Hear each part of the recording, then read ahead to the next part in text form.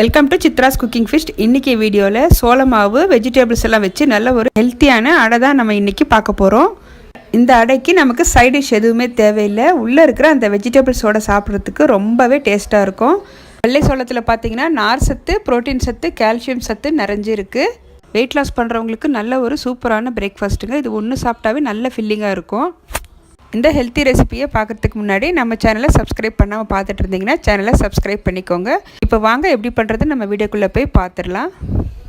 1/4 kilo measurement உள்ள கப்பில் 1 cup அளவுக்கு சோள மாவு எடுத்திருக்கேன். நம்ம வீட்டில் அரைச்ச சோள மாவு தான் எடுத்திருக்கேன். நீங்கள் கடை மாவு கூட யூஸ் பண்ணிக்கலாங்க. ஒரு தடவை சலிச்சிட்டு ஒரு பாத்திரத்தில் சேர்த்துக்கோங்க.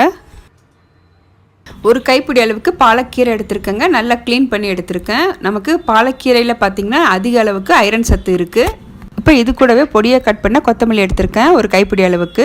ஒரு வெள்ளரிக்காய் துருவி சேர்த்துருக்கேன். நம்ம நீர் சத்து நிறைஞ்சுள்ள காய்கறிகள் எது வேணாலும் சேர்த்துக்கலாங்க. இப்போ இது கூடவே துருவின கேரட் சேர்த்துருக்கேன். ஒரு பெரிய வெங்காயம் கட் பண்ணி சேர்த்துருக்கேன். 1/4 ஸ்பூன் அளவுக்கு சீரகத்தூள் சேர்த்துட்டு, காரத்துக்கு 1 ஸ்பூன் மிளகாத்தூள் சேர்த்துருக்கேன். 1/4 ஸ்பூன் மஞ்சள் தூள், தேவையான அளவுக்கு உப்பு சேர்த்துருக்கேன். உங்களுக்கு இன்னும் காரம் அதிகமாக வேணும்னா நீங்கள் பச்சை மிளகாய் கூட பொடியாக கட் பண்ணி சேர்த்துக்கலாங்க.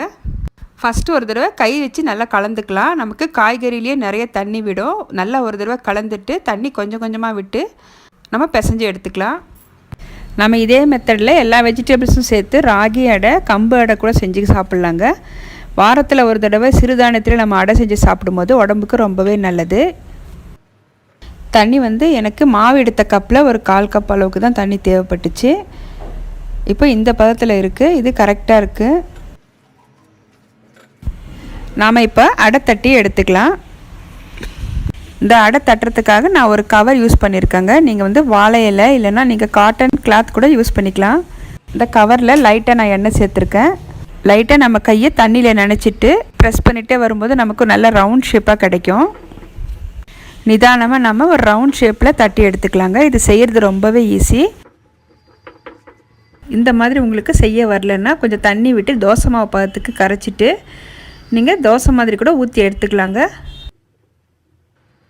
இப்போது அடை தட்டி எடுத்தாச்சுங்க. இப்போ தோசைக்கல் சூடாக இருக்குது. இந்த மாவு சேர்த்துக்கலாம். மாவு சேர்த்துட்டு ஒரு 5 நிமிஷம் கழித்து நம்ம திருப்பிக்கலாம். இப்போது ஒரு பக்கம் நல்லா வெந்திருக்குங்க. அடுத்த பக்கம் திருப்பிக்கலாம். நான் 1 ஸ்பூன் அளவுக்கு எண்ணெய் சேர்த்துக்கிறேன். லைட்டாக இந்த மாதிரி நீங்கள் ப்ரெஸ் பண்ணி வேக வச்சுக்கோங்க. அப்போ தான் நம்ம சேர்த்துருக்கிற காய்கறிகள் அந்த மாவு நல்லா வெந்து வரும். இப்போ 2 பக்கமும் நல்லா மாவு வெந்திருக்குங்க. இப்போ நம்ம ஒரு பிளேட்டுக்கு ட்ரான்ஸ்ஃபர் பண்ணிக்கலாம். இப்போ இதே மாதிரி இருக்கிற மாவில் நான் ரெடி பண்ணி எடுத்துக்கிறேன். இப்போது அடுத்ததும் தட்டி ரெடியாக இருக்குங்க. இப்போ இதுவும் நல்லா 2 பக்கமும் ஃப்ரை பண்ணி எடுத்துக்கலாம். இந்த அடை சாப்பிட்றதுக்கு நல்லா சாஃப்டாகவும் ரொம்ப டேஸ்ட்டாகவும் இருக்கும். உள்ளே இருக்கிற அந்த வெஜிடபிள்ஸோடு சாப்பிட்றதுக்கு ரொம்ப சூப்பராக இருக்கும். கண்டிப்பாக மிஸ் பண்ணாமல் இந்த ரெசிபியை ட்ரை பண்ணுங்கள்.